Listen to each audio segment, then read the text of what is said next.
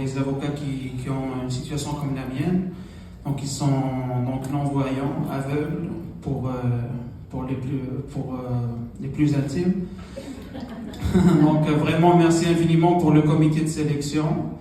Merci infiniment pour les commanditaires qui ont sponsorisé cette bourse.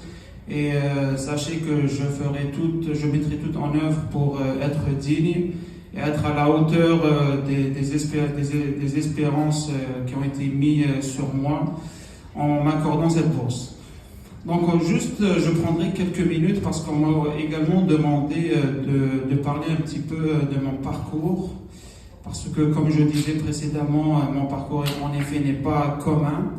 Et donc, je voulais vous glisser quelques mots pour, d'une part, parler de moi, et d'autre part, vous sensibiliser un petit peu sur cette problématique qui est le milieu de l'handicap. Parce que, malheureusement, il y a encore beaucoup de préjugés en lien avec ça.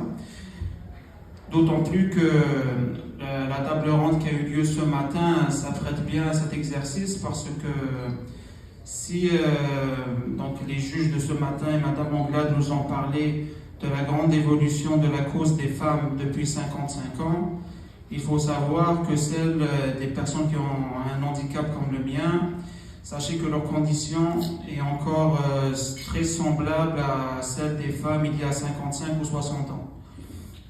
Par exemple, ce matin, je ne me rappelle plus laquelle des 4 personnes avait mentionné ça, mais on disait qu'il y a 55 ans, il y avait 3% de femmes qui étaient membres du barreau, alors qu'aujourd'hui, ce chiffre est de 60%. Il y a 5 ou 6 ans, j'avais fait une entrevue avec Droit Inc. Et à l'époque, dans l'article qui avait été publié, on disait qu'il y avait à peu près 138 personnes sur à peu près 26 000 membres du barreau qui disaient avoir un handicap. Donc 138 sur 26 000, ça fait quoi, 0,3, 0,4%. On est très très loin du 15 ou 16% de personnes en situation de handicap qu'il y a au Québec ou qu'il y a de façon un petit peu plus générale au Canada.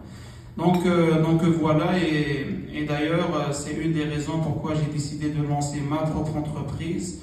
C'est parce que je suis intimement persuadé que, parler de handicap, c'est bien beau, dire qu'on est capable de faire ci, de faire ça, c'est bien beau, mais il n'y a rien de mieux que l'action. Et je pense que lorsqu'on démarre une entreprise, comme c'est mon cas, lorsqu'on parle justement de mon entreprise, de ma particularité, je pense que c'est beaucoup plus efficace car ça frappe très souvent l'imaginaire. Et ça permet bien évidemment de faire avancer la cause. Donc voilà me concernant.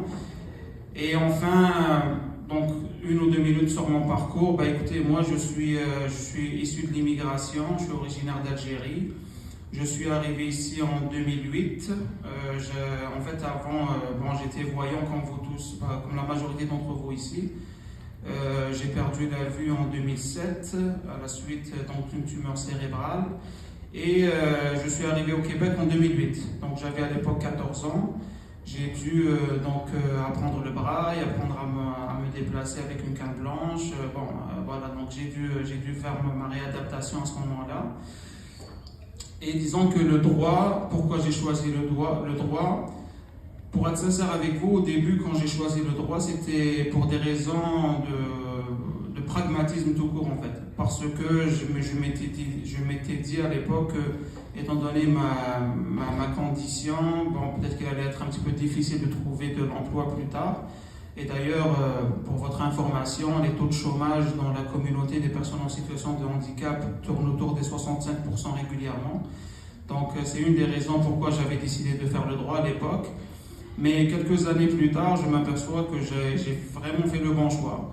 Parce que le droit est une discipline qui est transversale, qui nous permet de toucher un petit peu à tous les domaines, surtout dans une société comme la nôtre, qui est une société bâtie sur le droit. Donc quand on touche le droit, on peut faire pas mal tout. Et moi, j'ai eu cette chance-là parce que, en plus maintenant de lancer mon propre cabinet, j'ai eu la chance de faire mon stage du barreau à l'Organisation internationale du travail à Genève. J'ai pu faire 2 maîtrises, dont une en droit international et en politique internationale. J'ai eu la chance de faire une maîtrise en droit de type recherche, et pour cela, j'ai dû même me rendre en Argentine pour faire mon enquête, pour écrire mon mémoire de maîtrise. Donc j'ai vraiment eu une vie très très épanouie, une vie professionnelle et académique très épanouie grâce au droit. Et j'espère que mon exemple servira à bien des gens dans ma communauté et parmi ceux qui sont dans cette salle aujourd'hui. Donc merci à ceux qui m'ont donné la bourse, merci à vous tous et bon après-midi. Merci.